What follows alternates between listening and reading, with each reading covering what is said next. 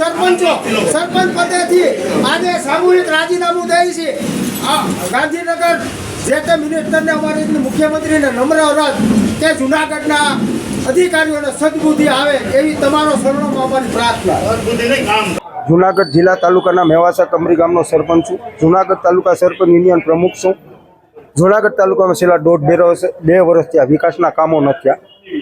તંત્રની અણઆવડત બેદરકારીને કારણે નત નવા નિયમો બનાવી પંચાયતના વિકાસો ખોરંભે ચડાવેલા છે અને પંચાયતના વિકાસો નથી થતા.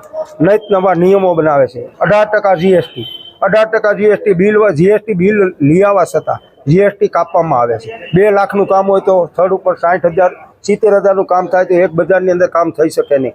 તંત્રને રજૂઆત કરવા છતાં તંત્ર કોઈ પણ રજૂઆત અમારી સાંભળવા તૈયાર નથી. એના અનુસંધાને તાલુકા વિકાસ અધિકારી અને પ્રમુખ સ્થાનના અધ્યક્ષ સ્થાને સરપંચોની મિટિંગ બોલાવેલ, જેની અંદર તાલુકા વિકાસ અધિકારી બિનઅધિકારીઓ જાણી જોઈ ગેરહાજર લઈ સરપંચોના પ્રશ્નોનો જવાબ ન આપતા જૂનાગઢ તાલુકાના 35 સરપંચોએ આજની તારીખમાં રાજીનામું આપી દીધેલ છે અને 35 સરપંચો કાલને પંદે ભેગા થઈને બાકી છે તમામ સરપંચો રાજીનામું પણ આપી દેવાના છે. જેની અમે ખાતરી આપીએ વહેલામાં વહેલી તકે આ તંત્રને સુધારવામાં નહીં આવે તો આ તાલુકાનો વિકાસ નાશ પામશે એની મને ચોક્કસપણે ખાતરી છે. મારું નામ પરેશ નંદલાલ મોરવડિયા, બીજાપુર સરપંચ. આજ રોજ અમે જૂનાગઢ સરપંચ યુનિયન દ્વારા જેમાં 35 સરપંચો હાજર રહી સર્વે સરપંચોએ વહીવટી તંત્રના ત્રાસથી આજ રોજ રાજીનામું આપેલ છે બધા સરપંચોએ અને 58 ગ્રામ પંચાયતોના સરપંચોએ આમાં સહમતિ દર્શાવેલ છે.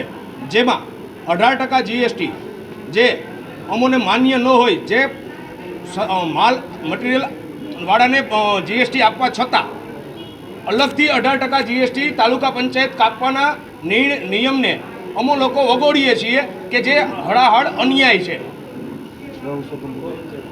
બીજું, ગૌચરની જમીન સરપંચની સત્તા હોય, જે સરપંચને દૂર કરવાની હોય, પરંતુ ગૌચરમાં ક્યાંય આખા જૂનાગઢ તાલુકામાં હદ નિશાન નથી. જેના માટે અમારી માગણી છે કે પહેલાં બધા ડીએલઆરમાં માપણી જૂનાગઢ તાલુકા પંચાયત કરાવી અને સરપંચોને ડીએલઆરમાં માપણી કરાવી અને ખાંભા નાખી અને પછી અમને કહે, જેથી અમે બધા સરપંચો મળી અને જે ગામમાં ગૌચરનું દબાણ હશે તે દૂર કરવા તૈયાર છીએ. આજે 35 સરપંચોએ રાજીનામું આપ્યું છે અને બીજા બધા સરપંચો એગ્રી છે. તાલુકા વિકાસ અધિકારી સાહેબને અત્યારે રાજીનામું બધાએ આપ્યું છે.